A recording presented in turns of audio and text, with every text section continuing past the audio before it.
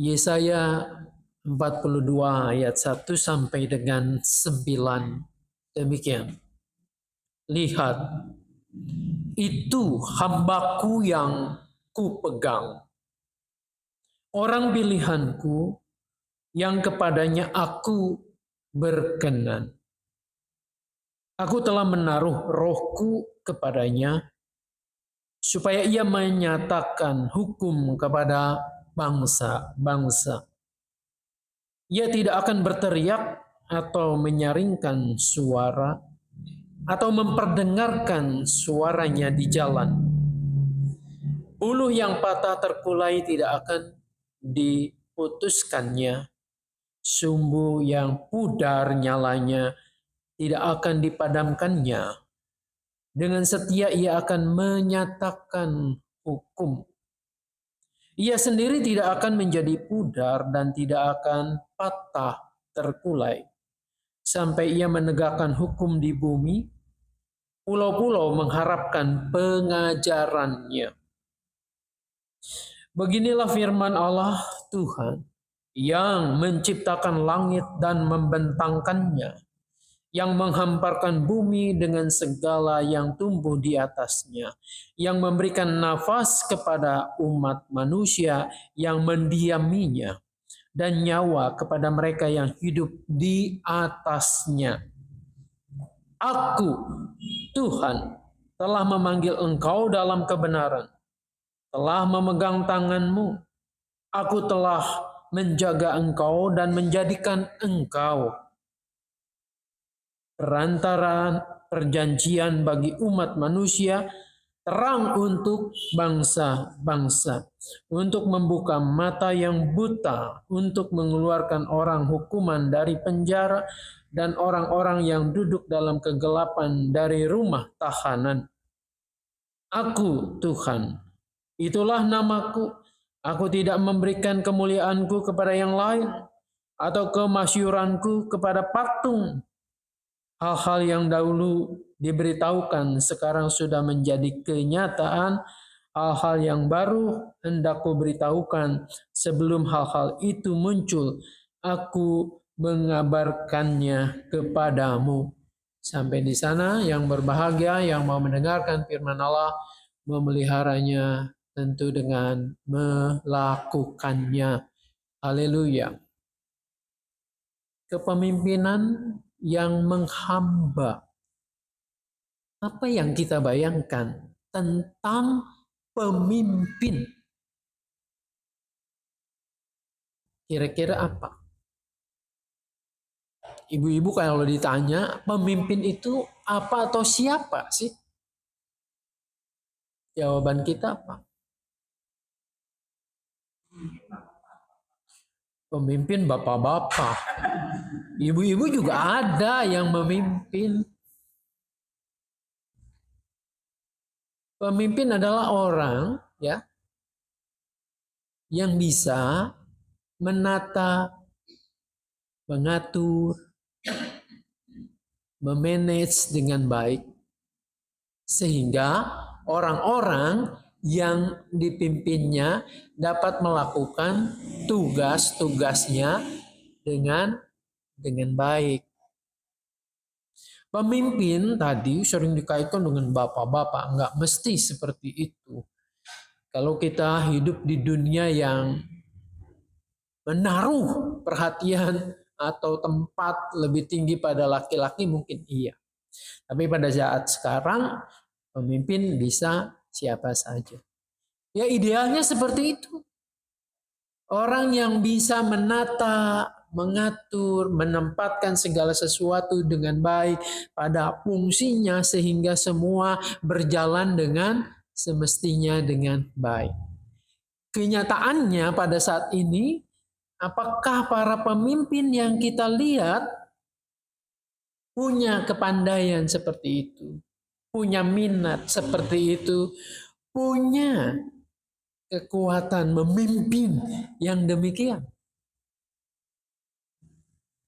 Ternyata yang saya simak, yang saya bayangkan, banyak sekali orang-orang kalau sebelum memilih mereka begitu mendukung, Tapi sesudah terjadi, ia sesudah naik jadi pimpinan, entah itu jadi kepala desa, entah itu jadi camat, bupati, wali kota, gubernur, atau presiden, kebanyakannya puas enggak?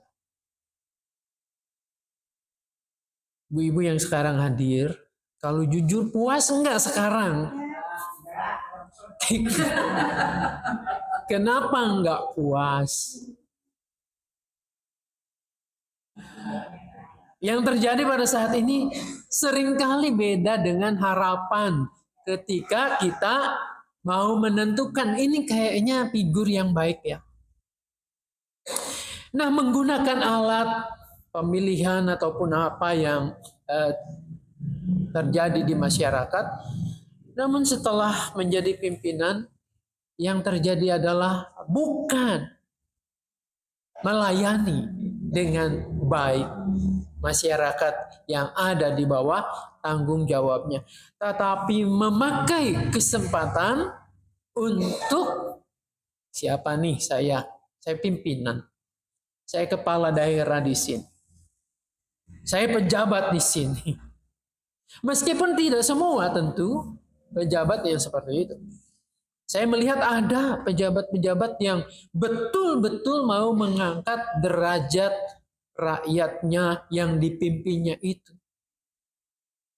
Tapi kebanyakan orang memperebutkan kepemimpinan sebagai pemimpin adalah sebagai kesempatan untuk berkuasa.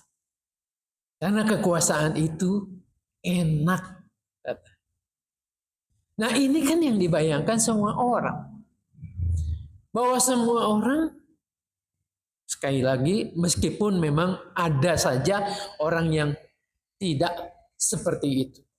Kebanyakannya orang ingin berkuasa karena banyak fasilitas-fasilitas yang bisa dinikmatinya.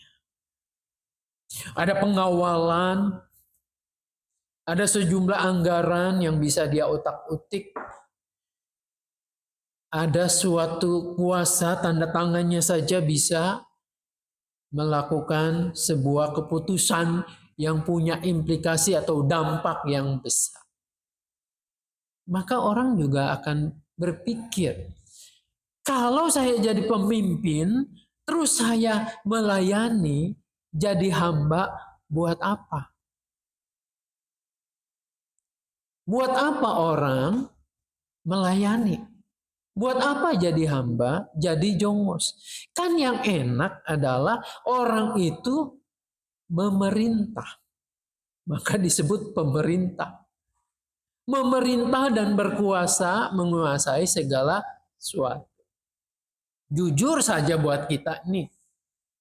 Kalau boleh milih, mau dilayani atau mau melayani? Melayani Tri. Oh, kalau boleh memilih, banyak orang akan memilih ya saya pengennya dilayani. Siapa yang mau melayani? Siapa yang mau jadi jongos, jadi hamba? Ya. Tapi nyanyian-nyanyian kita begitu enaknya kita nyanyikan ya. Mau melayani meski dihina, dirundung duka, tetap melayani dengan sepenuh. Itu PKJ 185. Kita nggak sadar dengan konsekuensinya.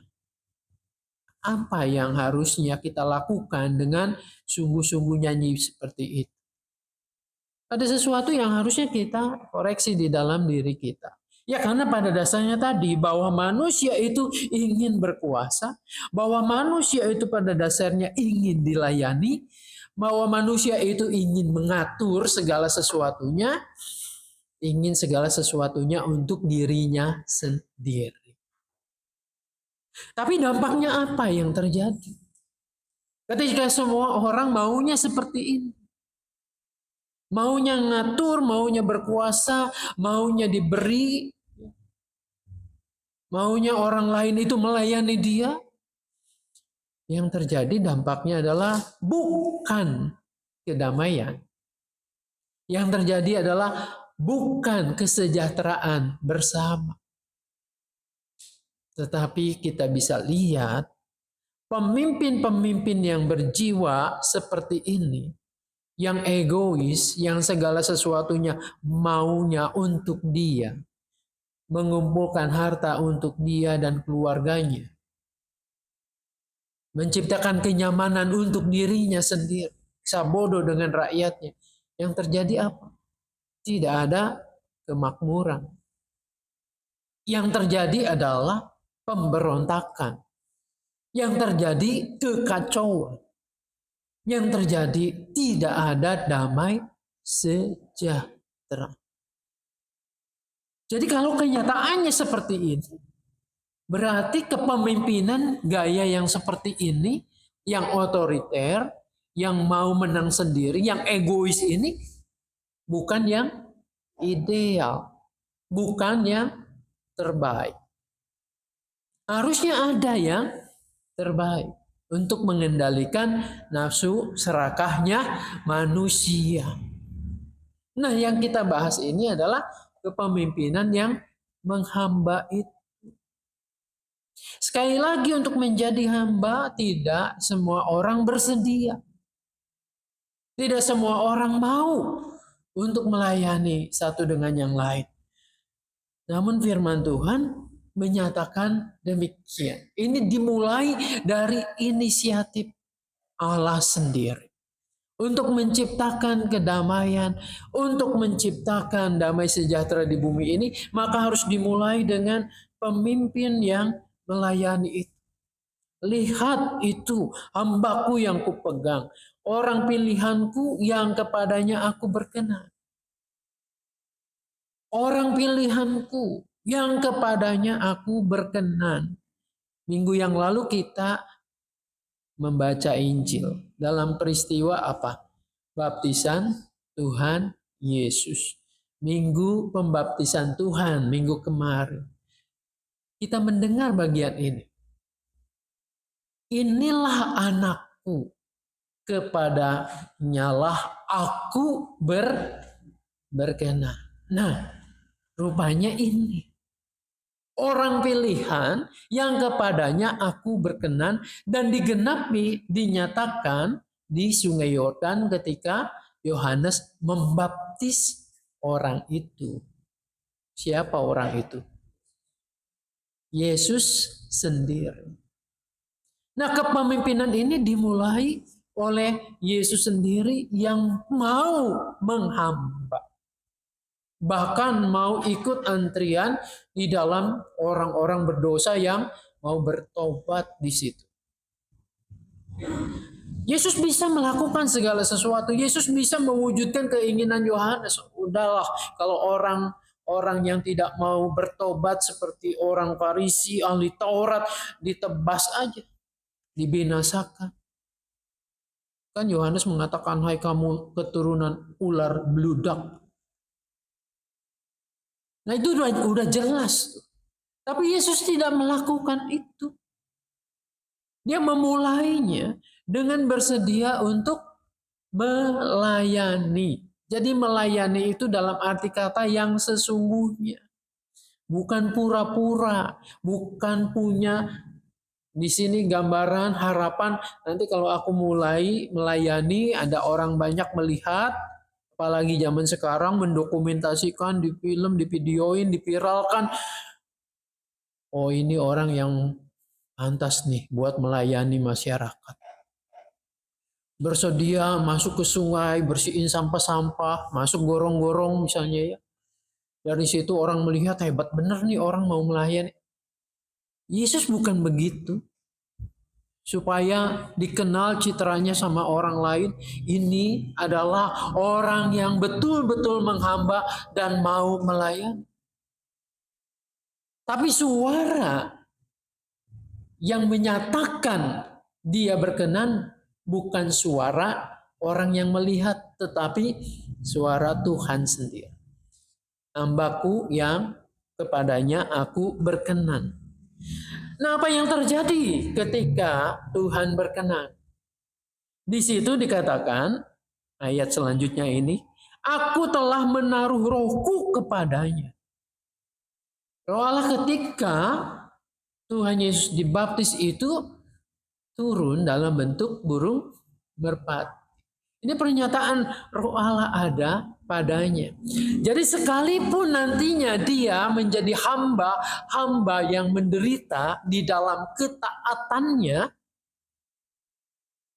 kan kalau yang demikian ini mengandalkan kekuatan sendiri itu susah.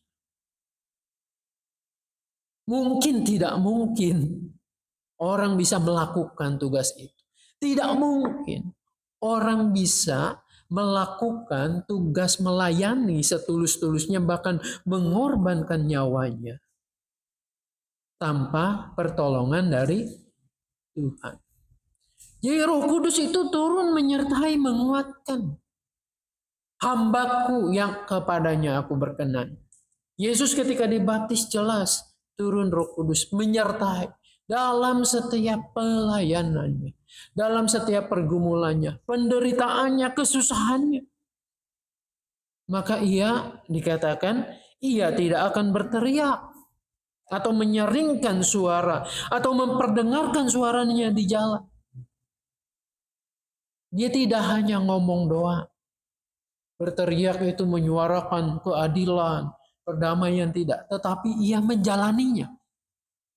Kan ada banyak orang yang bisanya teriak-teriak, bisanya menjual gagasan, ide, menjual gagasan, nanti waktu aku memimpin negara ini, aku akan menyediakan lapangan kerja 19 juta.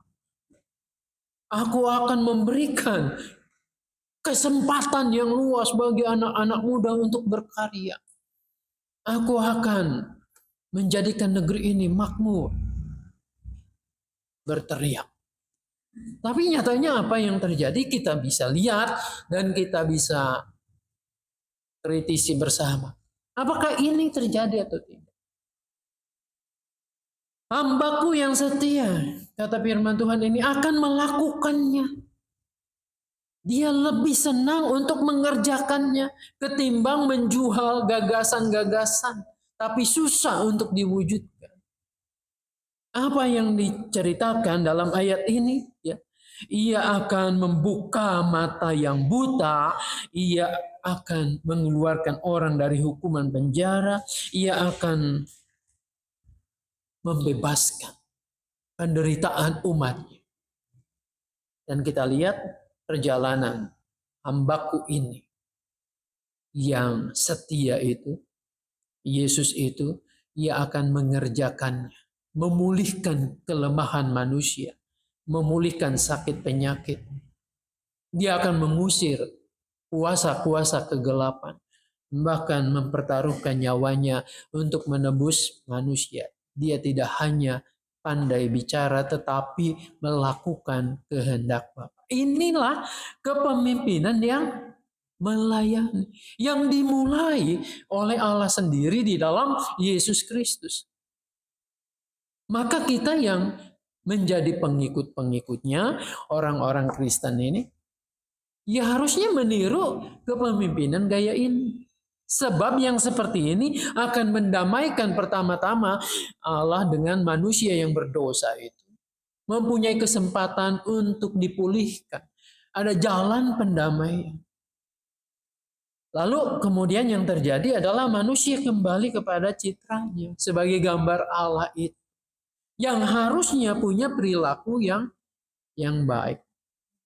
Nah ini mestinya diikuti oleh para pengikut Kristus yang disebut Kristen itu. Nah kita bisa nggak memulainya sih? Atau kita mengatakan, Pak, saya kan bukan pemimpin. Saya kan rakyat biasa, apalagi ibu-ibu. Tadi yang mengatakan bahwa pemimpin itu bapak-bapak. Nah, seharusnya kita menyadari siapa diri kita ini. Kita ini sebenarnya berpotensi sebagai pemimpin. Dan minimal kita itu memimpin diri sendiri. Jadi memimpin diri sendiri lalu apa yang harusnya kita pimpin ini? Bagaimana caranya?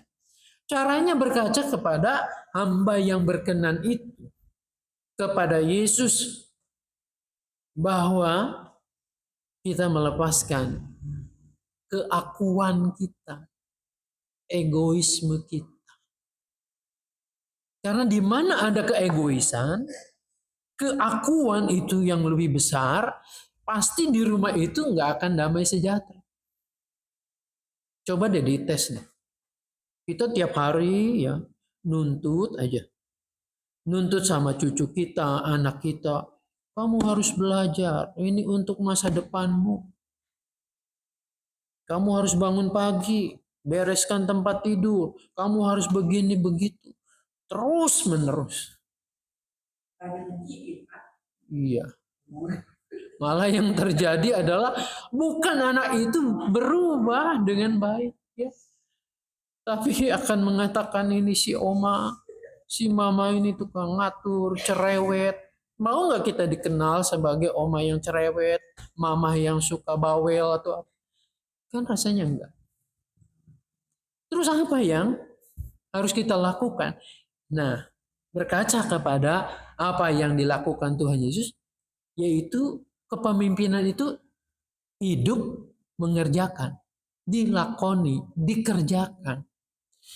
Anak itu ya adalah manusia atau makhluk yang pandai sekali meniru.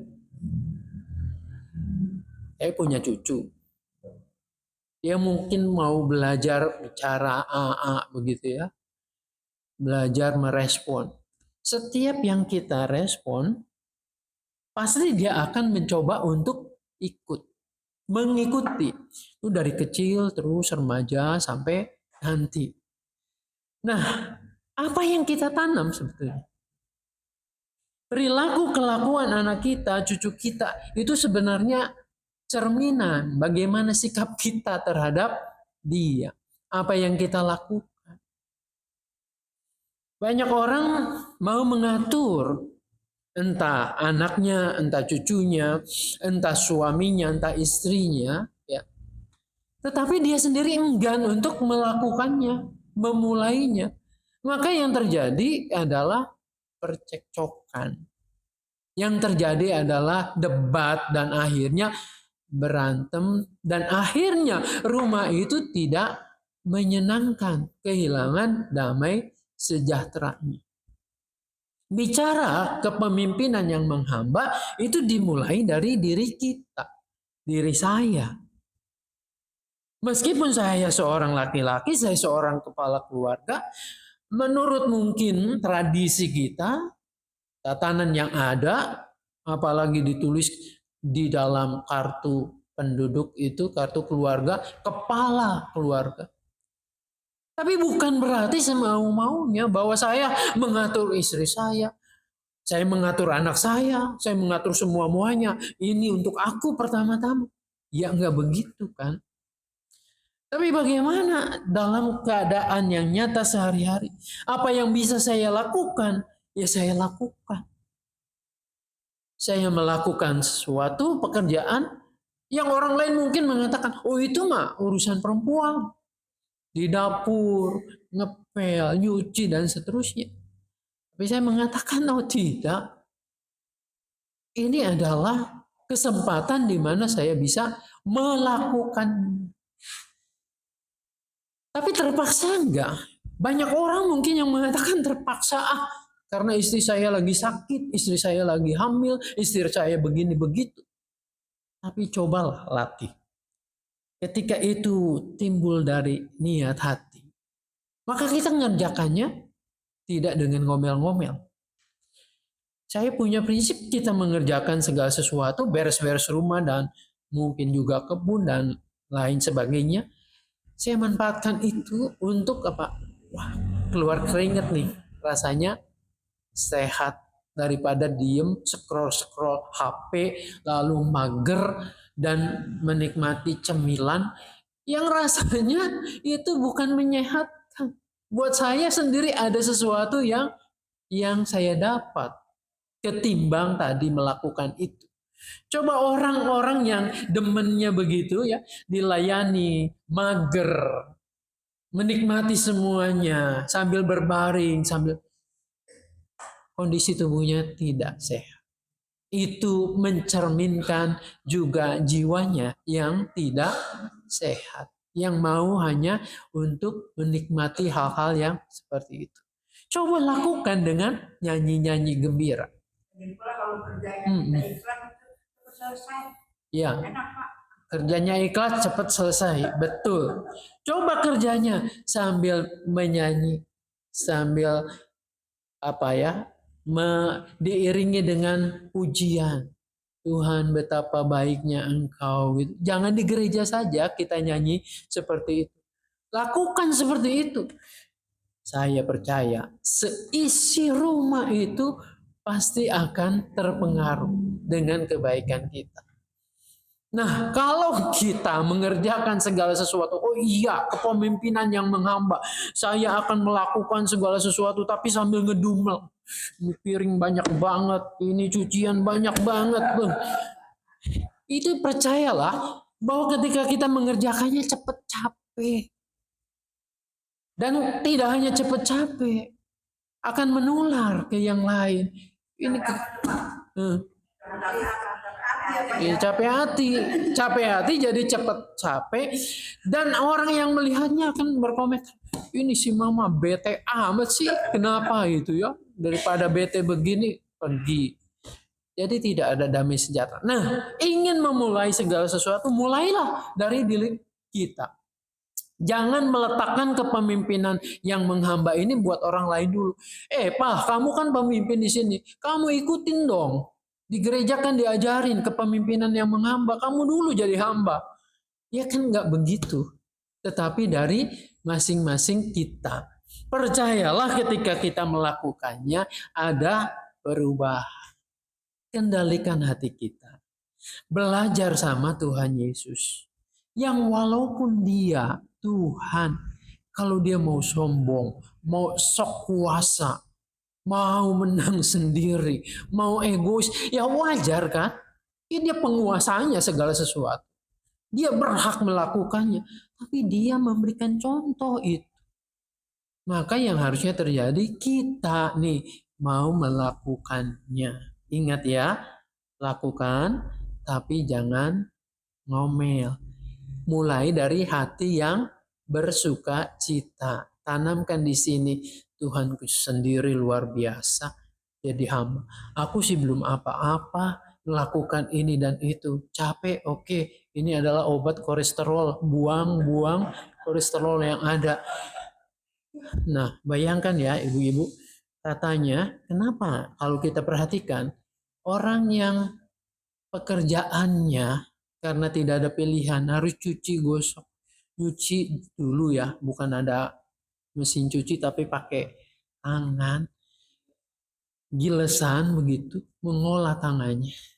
Kenapa ketika musim flu, musim pergantian musim seperti ini, kok rasanya dia sehat-sehat saja? Iya. Kenapa dia nggak flu ya? Nggak apa? Bukan udah kebal. Secara ilmu katakanlah pijit refleksi. Ini jari-jari kita semua tuh sebenarnya begitu banyak syaraf-syaraf yang bisa kalau kita refleksi itu untuk menstimulasi keadaan di dalam tubuh kita untuk berfungsi dengan baik. Kalau digunakan itu terus terlatih, otot-otot kita tidak gampang kaku. Akibatnya aliran darah itu menstimulasi seluruh metabolisme tubuh kita menjadi sesuatu yang baik. Nah, untuk itu kita bisa lihat ya, orang yang kerja keras yang apa? Oh, hebat ya. Ketika COVID, flu dan seterusnya, mereka cukup bertahan. Nah, itu salah satunya ya. Buat kita, bukan berarti nanti supaya kita sehat, tapi Tuhan mengimbangi itu. Kita tidak gampang untuk sakit, tidak gampang loyo. Nah, mulailah sekali lagi dengan hati yang gembira. Kerjakanlah. Tema ini akan menjadi percuma saja kalau kita nggak praktekkan dalam hidup sehari-hari. Jadilah seperti apa yang diperagakan oleh Tuhan Yesus. Kepemimpinan yang menghamba bukan cukup dibicarakan, tapi dikerjakan dalam hidup kita. Tuhan Yesus menolong, memberkati kita. Amin. Kita saat teduh sejenak.